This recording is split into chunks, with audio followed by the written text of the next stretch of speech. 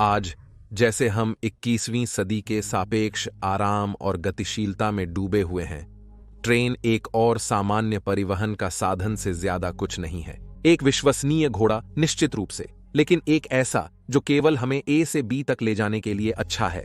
फिर भी अगर हम एक पल के लिए पुरानी विश्वसनीय ट्रेन के इतिहास पर वापस देखें तो हम पाते हैं कि यह कुछ भी लेकिन सामान्य नहीं है। इसके विपरीत ट्रेन ने आधुनिक दुनिया को आकार दिया जिसमें हम रहते हैं। इसने राष्ट्रीय और यहां तक कि महाद्वीपीय यात्रा को समुद्र या घोड़े से जीवन खतरनाक उपक्रम से एक सुरक्षित, व्यावहारिक और सबसे महत्वपूर्ण बड़ी दूरियों को पार करने का तेज तरीका बनाने में मदद की है। इसने सबसे छोटे व्यवसायों को सबसे अमीर कंपनियों में बढ़ने में मदद की है, उन्हें पहले से कहीं अधिक दूर तक माल निर्यात करने की अनुमति देकर, और इसने लोगों के सामूहिक पलायन को नए क्षेत्रों में बेहतर जीवन की खोज में मदद की है। लेकिन सबसे महत्वपूर्ण रूप से रेल शक्ति पूरे साम्राज्यों को बनाने और गिराने वाली इंजन रही है। इतिहास में इतने सारे आविष्कारों की तरह इसे युद्ध के उपकरण में बदल दिया गया है। इस एपिसोड में हम कुछ भूमिकाओं की जांच करेंगे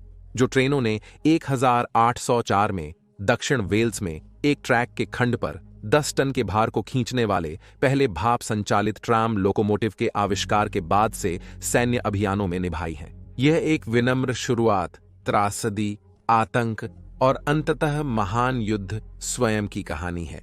यह युद्ध ट्रेन का इतिहास है। विश्व के युद्धों में आपका स्वागत है।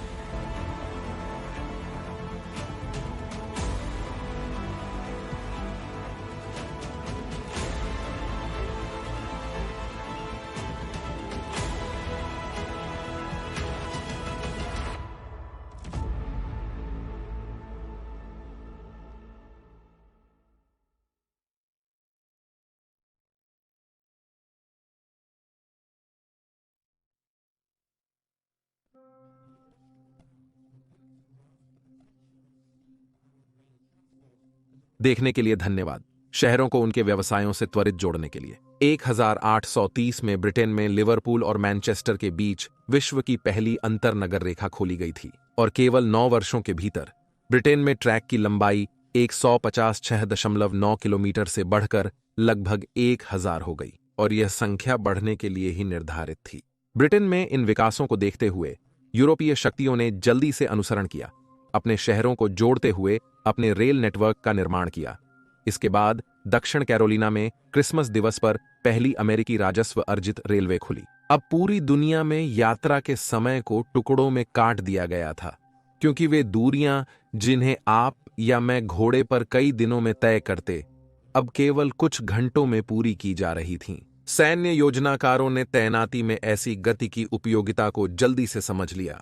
ब्रिटिश लेखक एडवर्ड ए के अनुसार अपनी सेनाओं को संभावित आक्रमणकारी का सामना करने के लिए प्रैट ने इसके बढ़ते महत्व के संदर्भ में रेल शक्ति शब्द का प्रयोग किया। बस ट्रेनें एक सैन्य अभियान के संचालन को कैसे प्रभावित कर सकती हैं, इसका नाटकीय रूप से प्रदर्शन 1821 में हुआ, जब ऑस्ट्रिया ने 1,45,000 पुरुषों, 48 तोपों और 424 गाड़ियों को 301.7 किलोमीटर की दूरी पर स्थानांतरित करने में सफलता प्राप्त की। यह एक ऐसा कार्य था जिसमें पैदल चलकर 15 दिन लग सकते थे। ट्रेनों का उपयोग करके ऑस्ट्रियाई लोगों ने यही काम केवल 2 दिनों में कर दिखाया। आपके पास सभी घुड़सवार, सेना, तोपखाने की सामग्री और चाहने पर अनंत पुरुष हो सकते हैं। यदि आपका शत्रु आपसे 7 गुना तेजी से अपनी सेनाओं को संगठित करके और अपने बड़े हथियारों को आवश्यक स्थल पर पहुंचा रहा है, तो आपने युद्ध हार दिया है। एक ऐसे खेल में जहां स्थिति सब कुछ है और आपका देश और आपके लोग इनाम हैं, ट्रेन और एक अच्छी तरह से रखरखाव और प्रभावी रेल नेटवर्क आपका सुपर हथियार बन जाता है। बार बार उस समय के विभिन्न यूरोपीय युद्धों के माध्यम से ट्रेनों ने एक सेना को संगठित करने में अमूल्य उपकरण साबित हुए। लेकिन जैसे ही तालाब के पार संयुक्त राज्य अमेरिका यूनियन और कन्फेडरेसी में विभाजित हुआ, उन्होंने एक आक्रामक भूमिका अपनाई। ट्रेनें अब केवल ए से बी तक नहीं जाती, वे अपने आप में टाइटैनिक हथियार थे। उन्हें जल्दी ही कवच और सैनिकों के लिए फायरिंग पोर्ट्स के साथ फिट किया जा रहा था, ताकि वे लड़ाई में भाग ले सकें। दुश्मन सैनिकों पर जैसे ही वे गरजते हुए गुजरते थे, अंततः ट्रेनों को दुश्मन पर बमबारी के लिए तोपखाने से भी लैस किया जाएगा। लेकिन बंदूकों को रेल कारों पर आगे रखने का मतलब था कि लक्ष्य पर निशाना साधने के लिए ट्रेन को ट्रैक पर वहीं रोकना होता जहां वे लक्ष्य से सामना कर रहे होते। यह समस्या बाद में ट्रैवर्सिंग गियर के विकास से हल की जाएगी, जिसने तोप को रेल कार से बाहर निकालने और निशाना लगाने की अनुमति दी। रेलों पर एक चलायमान विनाशकारी तोप। यूरोप और उत्तरी अमेरिका के विकास को ध्यान में रखते हुए ब्रिटेन ने अपने साम्राज्य के विस्तार के लिए भारत और अफ्रीका में अपनी कवचित ट्रेनों का विकास शुरू किया। कवचित ट्रेनों में अक्सर लोकोमोटिव के सामने डिब्बे होते थे, जिससे अगर पटरी क्षतिग्रस्त होती तो ट्रेन को विनाश से बचाया जा सकता और यह सक्रिय रह सके। ये ट्रेनें हथियारों से भरी हुई थीं और 1899 के बोअर युद्ध के दौरान एक कवचित ट्रेन के घात में एक युवक को रक्त रंजित लड़ाई के बाद पकड़ा गया, जो बाद में ब्रिटिश पंक्तियों में वापस भागने के लिए। उसका नाम विंस्टन स्पेंसर चर्चिल था। जीवन में बाद में इस घटना का वर्णन करते हुए चर्चिल ने लिखा, कुछ भी एक कवचित ट्रेन से ज्यादा भयानक और प्रभावशाली नहीं दिखता, लेकिन वास्तव में कुछ भी इतना असुरक्षित और असहाय नहीं होता। केवल एक पुल या नाली को उड़ाना आवश्यक था ताकि राक्षस को घर और मदद से दूर दुश्मन की दया पर छोड़ दिया जा सके।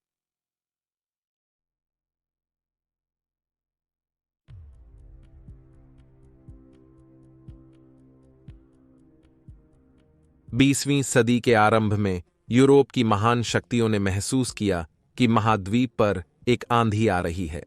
वे सिर्फ यह निश्चित नहीं थे कि यह कैसे प्रकट होगा। हालांकि जो उन्हें पता था वह यह था कि उनके लॉजिस्टिक प्रयास बहुत हद तक रेल नेटवर्क पर निर्भर करने वाले थे, जो अभी भी भूमि पर बड़ी संख्या में पुरुषों और सामग्री को तेजी से परिवहन करने का प्राथमिक साधन था। इस प्रकार सरकारों ने योजना बनाना शुरू किया कि कैसे अपने अपने रेल नेटवर्क का सबसे अच्छा उपयोग किया जाए और ऐसी शासी निकायों की स्थापना की जा सके जो रेल कंपनियों पर समग्र नियंत्रण रख सकें, ताकि सुनिश्चित किया जा सके कि वे यथासंभव सहज रूप से कार्य करें।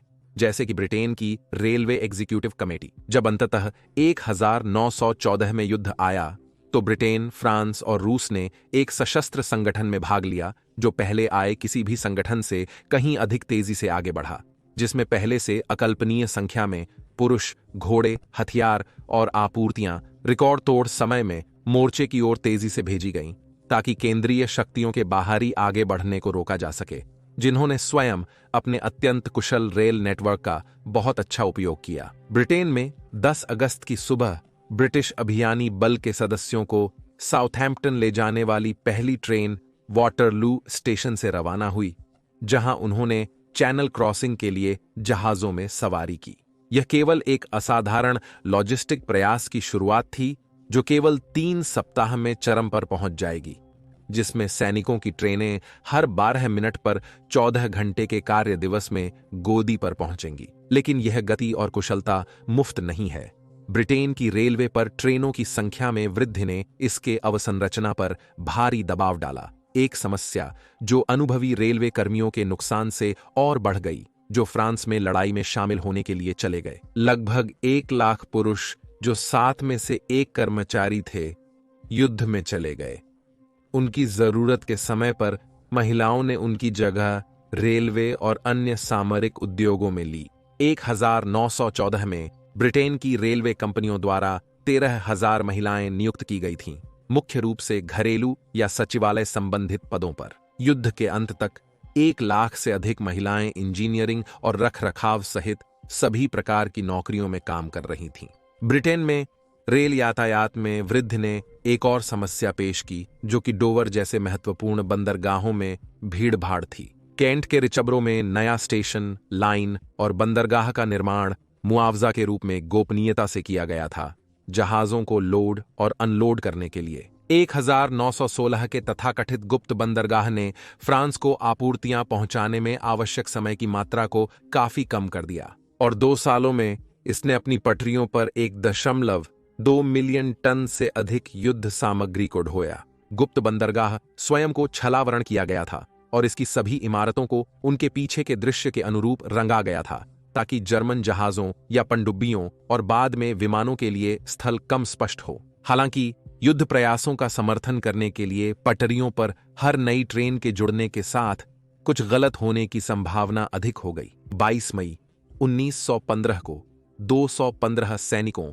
और 12 अन्य लोगों की मौत हो गई जब एक सैन्य ट्रेन ने स्कॉटलैंड के डम्फ्रीशायर में क्विंटर्स हिल सिग्नल बॉक्स पर एक अन्य स्थिर ट्रेन से टक्कर मार दी। फिर एक और ट्रेन ने उन दुर्घटनाग्रस्त ट्रेनों से टक्कर मार दी जो अब बगल की पटरी पर बिखरी हुई थीं। दुर्घटनाग्रस्त ट्रेनें आग में जलने और कुछ दोस्तों की बचने की उम्मीद नहीं रहने पर कहा जाता है कि कुछ मुक्त लोगों ने अपने साथियों को गोली मार दी ताकि वे आग के बजाय दर्द रहित मौत मर सकें। आज तक यह ब्रिटिश इतिहास में रेलवे से जुड़ी एकल सबसे बड़ी जीवन हानि बनी हुई है।